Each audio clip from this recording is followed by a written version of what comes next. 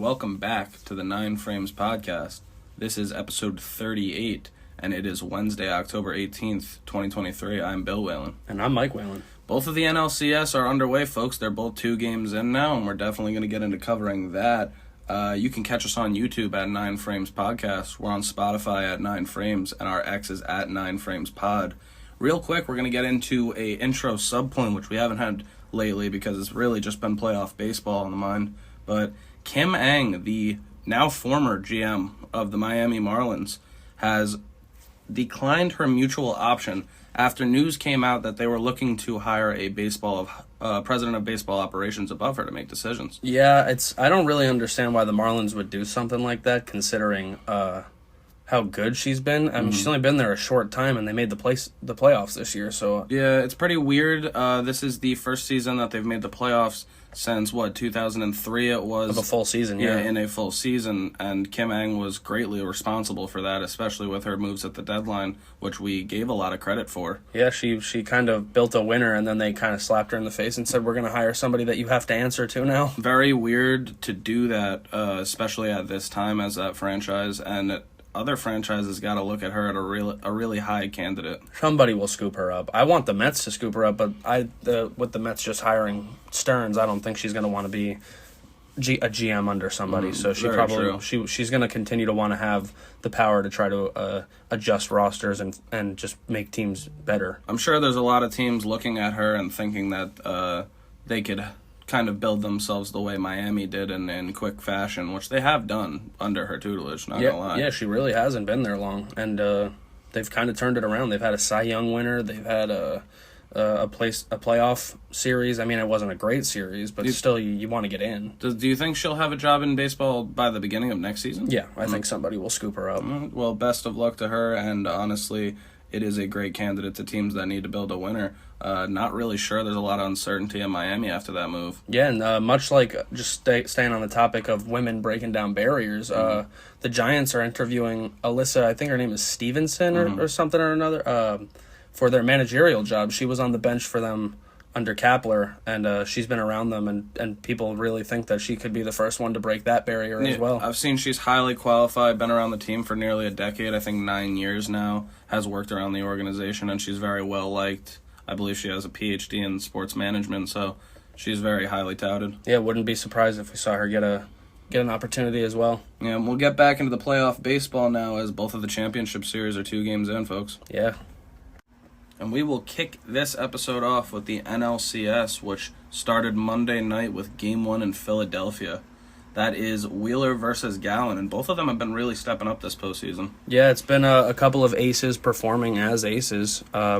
Exactly what these teams both wanted to see out of them. Yeah, and we mentioned these teams played 7 games in the regular season. The Phillies won it 4-3, so should be an interesting series, and we'll get right into it. Very loud crowd in Philadelphia. Definitely. Right off the bat. Debatably the most rowdy playoff atmosphere in any sports these days. Yeah, it's definitely up there. Philadelphia's lit these days. The support has definitely come out in droves for them.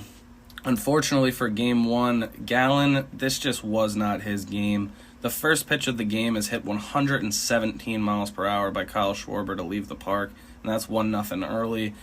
Harper also hits a solo homer. That's his 4th of the postseason on his 31st birthday, and he blows out the candles as he crosses home plate.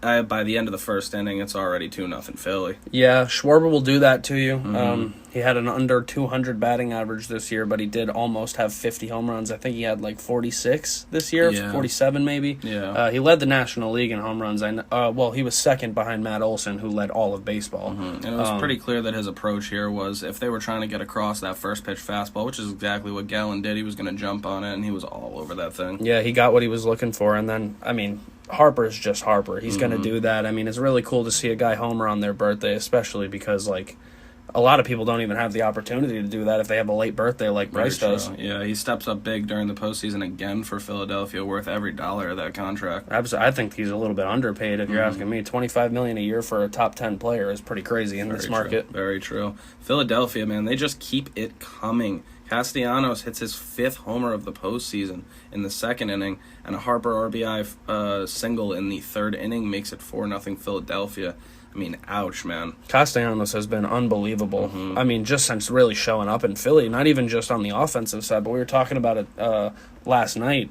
He played 148 games in right field this year, and he had 0 errors. Yeah, his defense has been really impressive. It used to be really the only downfall of his game, unless you want to count speed. He's not the fastest guy, but now he's got defense in the bag now for sure. I wouldn't be surprised if he's up there in the Gold Glove conversation. I mean, he didn't have a lot of assists. I think he only had like 4 or something. Like maybe he had 10. I think he had 4 like double plays. 4 double plays, which is impressive. I mean, sure. he had a really good year in the field, and now his bat is just on absolute fire. So the Philadelphia Phillies put up 4 runs in the first 3 innings on Gallen. Finally, he gets a quiet 4th inning, but then a JT Realmuto single in the 5th makes it 5-0 Philadelphia and ends Zach Gallen's day. He goes 5 innings, 8 hits, 2 walks, 5 runs on 3 homers. It's a disappointing start. Yeah, it's not what the D-Backs wanted or needed. I mean, the Phillies' offense is just an absolute machine, dude. They don't stop. Yeah, they get 10 base runners in just 5 innings, so doubling it. Not a good. It's a 10-2 whip there. Yeah, it's not what you want to see if you're on the Diamondbacks, like I just said. But the Phillies are gonna have to have somebody quiet them down. For sure. On the flip side, though, talking about quieting them down, Wheeler stays hot with another quality start. He goes 6 innings pitched, gives up 3 hits, no walks, 8 Ks, and 2 runs. Those 2 runs come on a Geraldo Perdomo 2-run homer. His second of the postseason to cut the lead to 5-2 for Philadelphia. He's had some really, really quality at-bats, Perdomo, in this entire postseason. He's been one of the better players, and he's given them a jolt from the bottom of the lineup. Yeah. And I think that's probably why they've looked so potent, is because they're getting help from everybody. Very solid player for the Diamondbacks for sure. And Arizona would get one more off Sir Anthony Dominguez with a sac fly. Alec Thomas hits that sac fly after Sir Anthony overthrew second base looking for a double play. Little ugly play there. Yeah, so they chipped away a little bit. They tried to make it a little bit more of a game, but the Phillies, the back end of the Phillies' pen would just be too much. Back end of the pen and an early deficit is not a good formula in baseball these days. As we've seen for much of their postseason run so far, the Phillies' back end of the bullpen has really just given up much of nothing. Yep, Alvarado and Kimbrel go 2 1/3 scoreless innings. They give up a base runner each, 1 walk and 1 hit respectively, and they shut the door for Philadelphia to go up 1-0 in this NLCS. Really tough game for Arizona, and like we said, they did have a shot here, but that early deficit was just too much to handle with a pen coming up. Yeah, especially being on the road behind in a building as loud as that building's going to be. If Wheeler they have on the bump too. I mean, giving up a home run on the first pitch and giving them a reason to get energized, it's really tough. Especially for Gallen, who's been so good for them up until this start. A winning formula for Philadelphia for sure. There isn't a bigger home field advantage than that right now. No, I would agree. I don't think it's even close, honestly. I mean, all of the remaining postseason settings, like Arizona, both Texas teams have great fan bases, but Philly is just a cut above, man. They just don't stop the whole game. It's loud. The Philly stays undefeated at Citizens Bank Field in the postseason here. We'll get into Game 2 because this one was not great. It was Nola versus Merle Kelly, that is, and this was not nearly as close and much more demoralizing for Arizona. Yeah, but it's unfortunate because Kelly was much better than Gallen looked, starters-wise. In a way, yeah, he had a meltdown at the end and still ended up giving up 4 runs. So but they were late runs as opposed to early runs. Like, he kept his team in it, and I guess the story of this one was just Aaron Nola was absurd. Sure. Yeah, we'll get into that. Simply put, Philadelphia destroyed Arizona this game. It was a 10-0 win with another great showing from Aaron Nola, like you said. Absolute skunking. Nola goes 6 innings pitched. They are shut out, obviously, as Arizona doesn't get a run all day. 3 hits and 7 strikeouts to bring his postseason ERA to .96 for 2023. Yeah, so we were talking about who we think the ace is for the Phillies. Maybe Nola heard people making that noise too, and he's taken it to heart because he's looked like the best pitcher in baseball through 3 starts in the postseason. Not for nothing, though. Wheeler simply looks like an ace every time he takes the mound as well, so it's a nice thing to have that 2-headed snake at the top. I agree, but Wheeler's at a 2.37, and Nola's at a .96. And a 2.37 is phenomenal. Absolutely. So that's what I'm saying, though. The .96 is just, he's not giving up anything. Yeah, their pitching is exactly what a team needs to make a deep postseason run, and we're seeing it play out in real time. Yeah, if they get deep quality starts like this from their starters, I have no worries about the back end of the Phillies bullpen, man. For sure. Philadelphia goes up early in this game again. They get a solo homer by Trey Turner, his third of the postseason, showing some pop. And a Schwarber solo, his second of the postseason in the third inning. Absolute line drive. Yeah, and that makes it 2-0 in the third for Philadelphia.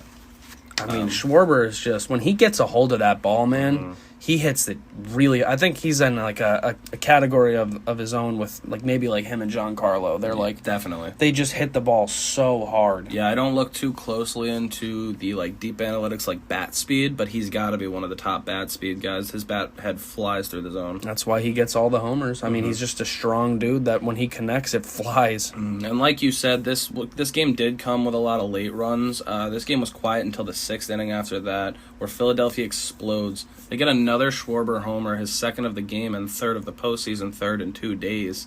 And a couple guys get on. JT Realmuto drives him in with a 2 RBI double.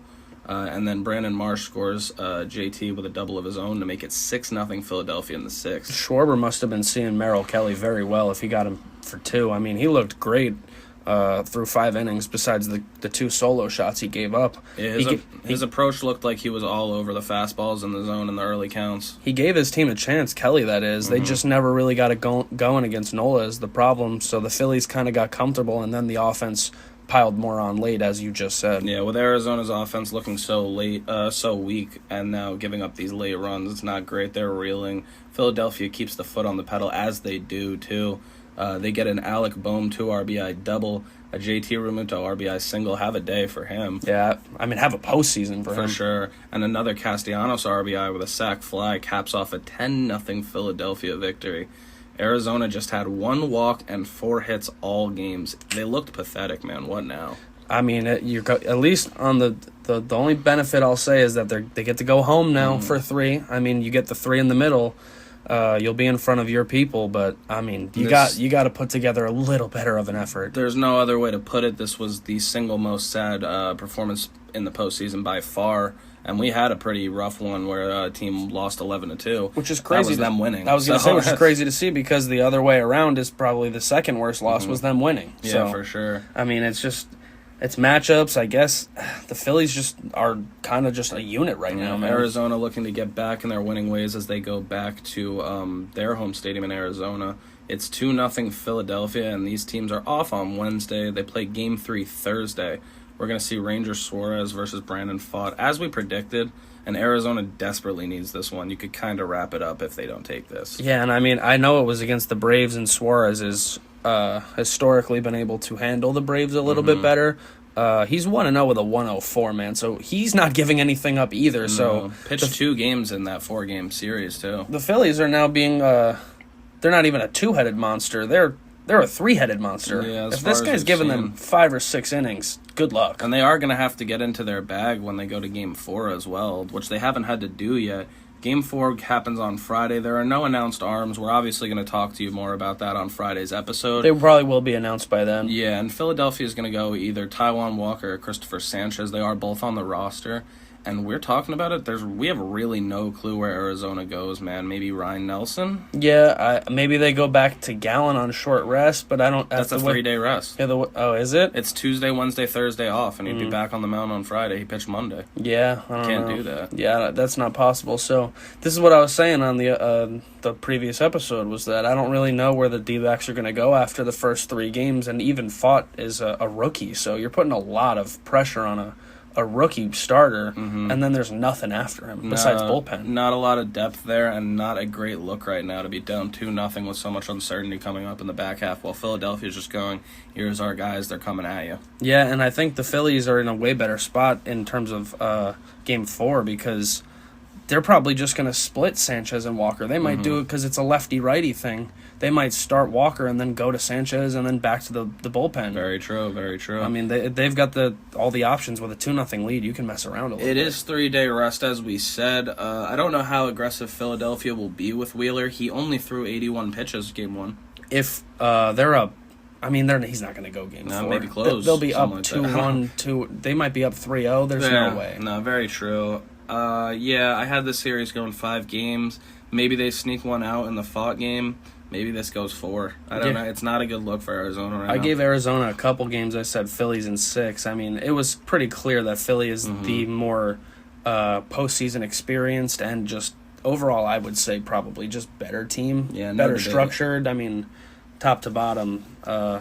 That's not a shot at the D-Backs. I mean, they're in the NLCS. They're one of the final 4 teams, so they're having a great year. Nothing to hang their heads about, even if this is how it ends. But you still got a chance here. It's not over. No matter what happens in the end of this series, they should be proud of the run they've gone on and the series that they had previously and the season that they had as a franchise. Yeah, I mean, we'll get into the American League's championship series right after this, but a little bit of a spoiler, the Astros are also down 0-2, so the defending champs are in the same spot as the D-Backs. So, I mean, they're both backs against the wall. You got to get going. A lot of fighting back to do. Yeah, so we'll get into the American League Championship Series right now. The American League Championship Series rolls on as Texas and Houston are going to continue their square-off, man. The bitter rivals. After Game 1, Texas was great. Their starters, they went 2-0 for a 1-0 lead. The Astros bats just didn't really wake up for that first game. A 2-0 win feels great. They really shut down Houston bats, which obviously Houston is known for having a great offense. Yeah, the matchup for Game 2 would be a big one. It's Nate Eovaldi, who's looked absolutely fantastic, and he just has, I mean, in his entire postseason career, and specifically so far for the Rangers, he would be taking on the lone lefty on the roster for the Houston Astros, Framber Valdez.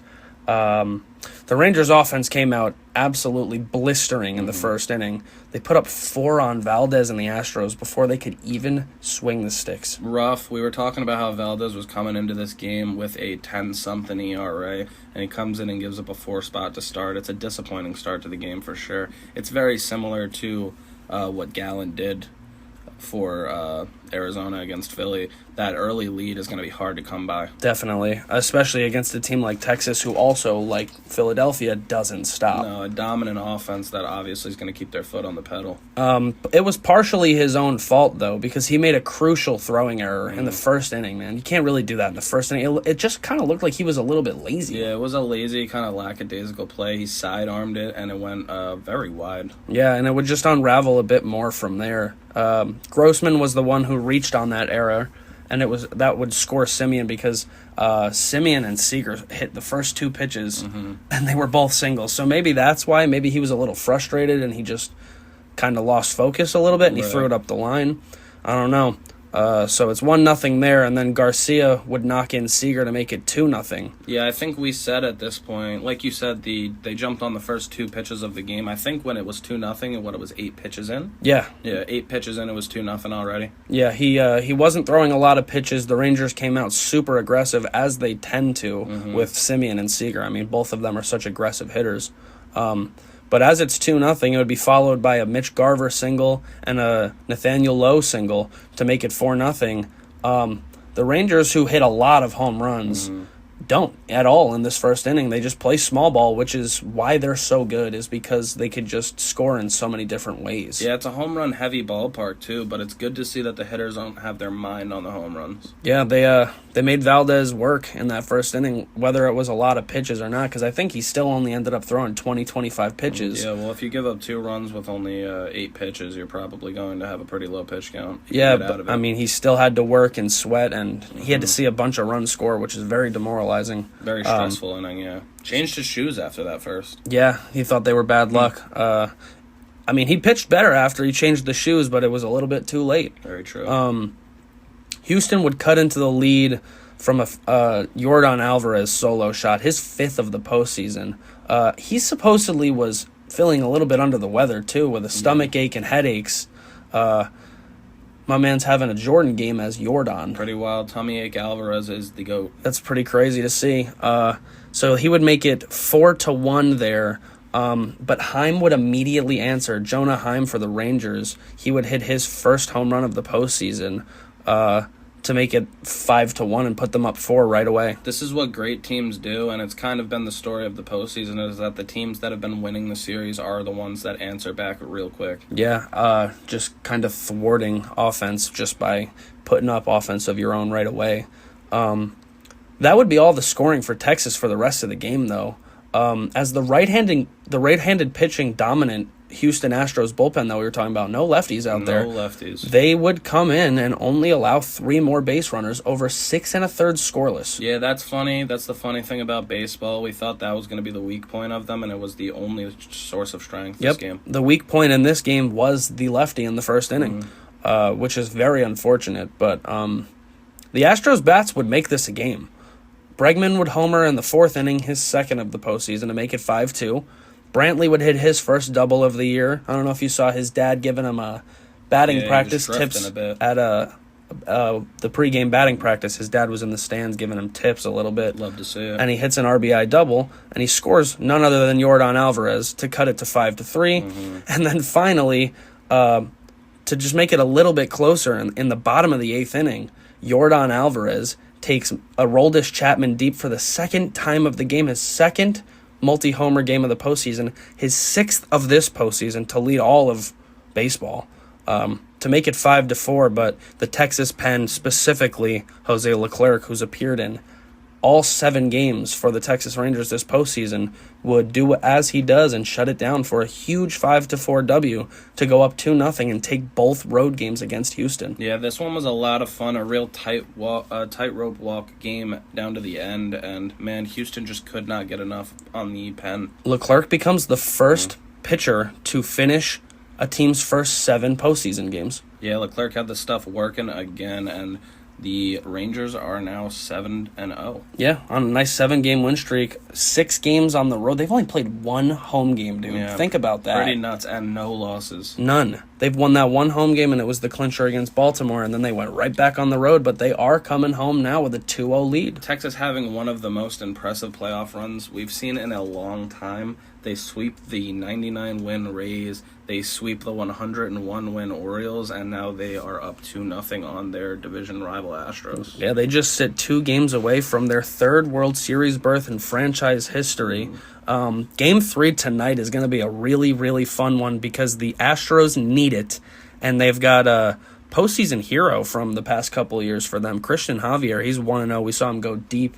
He didn't give up any runs against the Twins. I think he went 5. So he gave them a nice start. And he's going to be taking on Max Scherzer, who is making his postseason debut finally for the Texas Rangers. These are 2 guys that are really good in October. Obviously, Max has a much longer resume in October, but Javier's been solid in the innings he has pitched. Really interesting to see Max be available and then be up 2-0. Dude, that crowd in Texas is going to give the fans in Philly a run for their money on tonight. I hope so, yeah. They're going to be loud, man. This is Max Scherzer, a future first-ballot Hall of Famer, is going to be on the mound for them with a chance to give them a 3-0 lead against their bitter rivals and be a game away from a World Series That berth. place should be absolutely electric tonight. It's going to be rocking. Houston needs a W, and I want your opinion, man. Like, given how loud and rowdy it's going to be, do you think they can pull it off in this game? Yeah, there's no reason Houston can't win this game. Texas just did the same thing 2 games in a row in a rowdy Houston crowd. Obviously, they kept them as quiet as one could keep them, but still impressive. I think Houston needs to go into this game with the mindset that the series is still 0-0 and that it's a clean slate and that they just need to win 1 and they can get right back in it. I mean, they're an experienced team. They know what they have to do. I think that's all they can do is take it 1 game at a time, and there's no reason to think that they can't win 2 in a row and be right back. Oh, absolutely not, especially against a team they know as well as Texas. And obviously, Scherzer coming off of the IL. Last time he did that for the Mets, his arm was still dead, and he had a rough, giving up 7 runs? Yeah, it wasn't a good start in Game 1 of the wild card series last year for the Mets against the Padres. But so if he does anything like that, this game will obviously be a nice one for Houston. Yeah, they're hoping that it's not and that they can take a commanding 3-0 lead because if it's 3-0, that might be curtains on Houston. Yeah, we both had this series going 7 games and Texas taking it, man. I kind of hope it's closer to that than it looks like. Well, then you're hoping for a Houston comeback tonight because in a way, yeah, this could be a nail. I mean, them winning 2 in a row would be best case scenario for entertainment value, but I still want Texas to win this series and the World Series. They are my favorites. Yeah, me too. I would love to see them hoist the Commissioner's Trophy at the end of this all. Game 4 is still TBD from both sides. I think we'll probably have a better understanding of it after the results of tonight shake out. You'd assume Houston would go with Urquidy. Yeah, they great. did last time, so there's no reason they wouldn't, because they used Hunter Brown out of the pen. I think that's kind of the role he's taking in the postseason. J.P. France has already come out of the pen. We know he's on the roster, so I think they're going to go Urquidy. It would have to be. And then for the Rangers, they've got options. They could go John Gray. They could go Dane Dunning. They could go Martin Perez. They could go Andrew Heaney. Heaney's the one that they already gave a postseason start to, so we'll have to see who they actually end up going with of those 4 options. Who would you go with? My guess, and who I would go with, if fully healthy, I'm giving the ball to John Gray. You gotta. I mean, he was in your rotation all year. They signed him to be a middle to back end of the rotation piece originally, so let him be that and go out in Game 4, especially if you're up 3-0. Let John go out and cook. Yeah, that's the thing. I think it'll kind of depend a lot on this game, and that's why these are still to be determined. But yeah, if John Gray's feeling 100%, no reason he shouldn't take them out. I don't know why he'd be on the roster if he didn't feel 100%. It doesn't really make sense. It's not like they need John Gray to go out there and pitch at less than 100% when they have guys that are 100. Well, nobody's 100 right now, but as close to 100 as you could be. Yeah. I would give John the ball, in my opinion. Yeah, so it looks to be Urquidy versus a mix of either John Gray, Dane Dunning, or Andrew Heaney. Yeah, but I mean, we could come to you guys on Friday morning talking about the ALCS is over and we know who's in there. Yeah, it's a Game 5 Friday, if necessary, the first if necessary of the CS. And, man, Houston's hoping that they're not the first eliminated on Thursday. Yeah, big game tonight with Max Scherzer on the mound facing a very good postseason pitcher in Javier, so we'll see him. I mean, Houston's offense they just can't let them fall down early. They gotta be the ones to jump on Max. Yeah, lock in tonight, Javier versus Scherzer. It's a heavyweight fight. I know I'll be watching. Thank you, everybody, for watching and listening, liking and subscribing, following us. This was episode 38 of the 9 Frames podcast, and it is Wednesday, October 18th, 2023. I've been Bill Whalen. And I've been Mike Whalen. As always, catch us on YouTube at 9 Frames Podcast. We're on X at 9 Frames Pod, and our Spotify is 9 Frames, folks. Yeah, we've seen an increase in support since the postseason started, and we honestly really appreciate it. We would appreciate it if it continued into the offseason and more so into next season, because we don't plan on going anywhere, so... and we're gonna up the production value hopefully a little bit in the off season. Yeah, off season coverage should be a lot of fun. There's a lot of freedom in what to do there. We'll keep you up to date with all the off season storylines as well. And before that, though, we got the championship series to wrap up and what should be a phenomenal World Series. Yeah, I mean, all I can say is I hope you guys are enjoying it as much as we have, and if not, try to start enjoying it now, because baseball's almost over for the year, and then we're not gonna have anything for a little bit. Yeah, very true. Lock in. We've got some great games coming up, and we will talk to you on Friday, folks. Enjoy the rest of your midweek. We'll see you on Friday.